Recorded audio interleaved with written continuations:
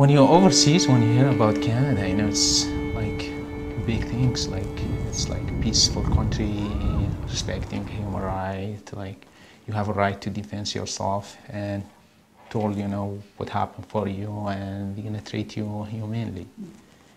And after that, you can build your future and have like a bright future in this country. That's what you see from outside. He came to Canada asking for refugee because of the oppression that happens in Egypt.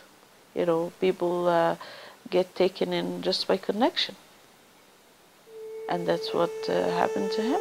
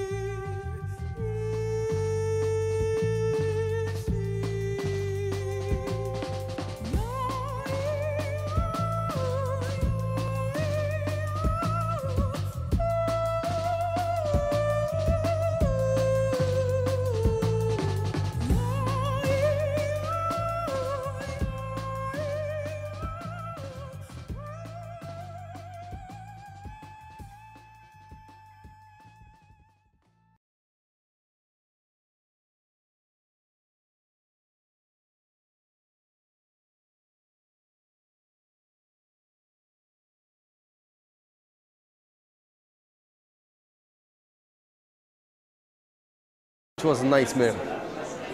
When they arrested me the first time, I didn't even know why. They didn't show me anything, just a paper, and they told me that they're going to send me to my country after 3 days. So they put me in jail, in RDP jail, with criminals, with gangsters, without knowing anything about my case. And they told me, we want to send you to deport you because CSIS has grounds to believe that you were, or you are, or you will be dangerous for national security. Imagine my husband has been 7 years in jail without knowing the evidence against him, without under the fear of deportation to torture, and under what's so-called security certificate.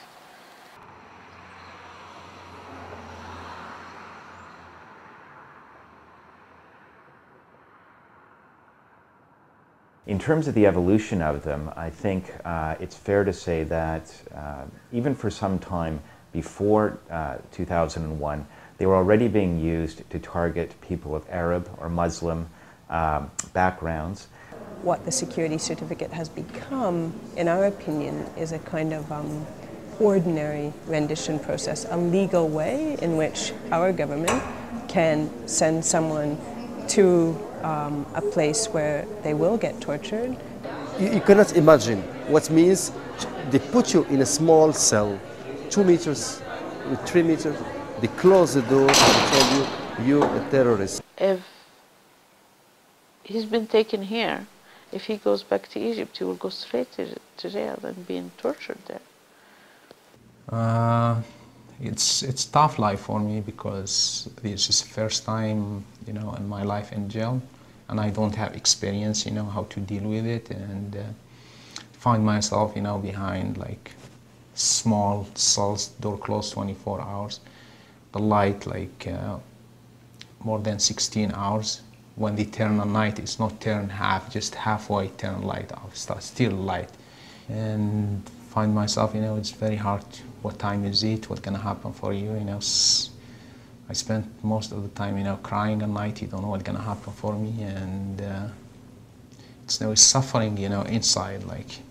It's like, and too much, thinking. And I was on that time. It's just pushing for deportation, and file was beginning. I don't know what's gonna happen for me, and it's a nightmare. I met with my lawyer, Maître Joanne Doyon, and she gave me 400 pages. Nothing about me, except 14 pages. In those 14 pages, it was a profile, a racial profile, saying that I am Arab, 1, I am Muslim, 2, 3, I'm black belt in karate and I was teaching martial arts. 4, I'm married, I have 2 children. 5, I was doing a master's degree in University of Montreal and I was planning to do my PhD. 6, I am owner of a restaurant. And 7, I did a trip to Pakistan. 7. So they put me in jail for 21 months. And I took a clear strategy. I refused to testify. So I asked people I knew, my teachers, some of my friends, my family, to testify on my behalf, because I didn't want to participate to a Kafkaian trial. I cannot cross-examine the people who are testifying against me. They can obtain torture from Guantanamo Bay, from Abu Ghraib, from black sites of the CIA, and I cannot even challenge those evidence, those secret evidence. So I refuse to participate in this parodie de justice. So after 21 months, I finally talked with the judge. When the judge promised me, he told me, if you talk to me, I will release you.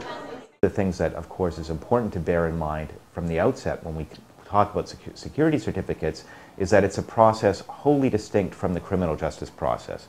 Under our criminal law, all of us are considered innocent until proven guilty, and proven guilty where the Crown has a burden to establish our guilt beyond a reasonable doubt. In the security certificate process, there's not so much as a charge laid or an indictment. A person is simply detained on the basis of the certificate that's signed by the minister, and it's not until that person essentially can prove their innocence that they may be released. And with detention, they took him. At the beginning, he was in general population. And after 9/11, they put him in segregation. So most of his time was in segregation, in West detention, with all kinds of mistreatment, physically, verbally, and otherwise, mentally.